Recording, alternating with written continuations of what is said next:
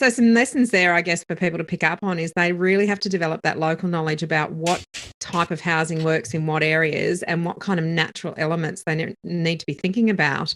In Sydney, you're really only looking at, well, does it flood? Really no questions about the soil quality, or is there any sulfate or contamination or any kind of underground mines or anything that might necessitate some further investigation. But what you're suggesting is if people don't know what they don't know, there could be a great depth of a number of mistakes that they could make, the least of which being a property that's structurally unsound, that may not even come up in a building. You can't rely on a building and pest inspection for these sorts of things, which is the natural elements.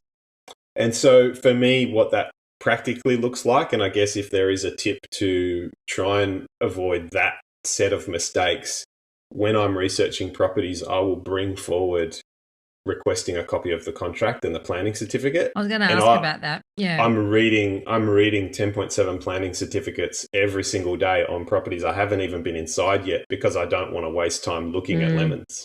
And you got a long way to drive to get to the lemons, so that makes perfect sense.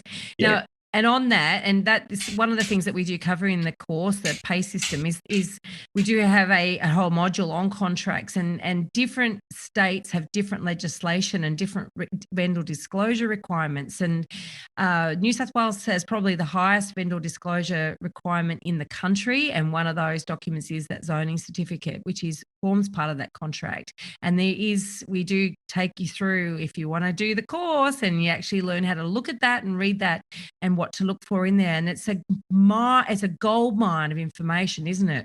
It is. Now, it's definitely worth people doing, even though those documents might look like they're full of jargon and they might read, they're good bedtime reading, they're quite dry documents. But put you to sleep. You've got to know what you're looking at. If you're going to understand what am I about to spend $1 million on, it's really important.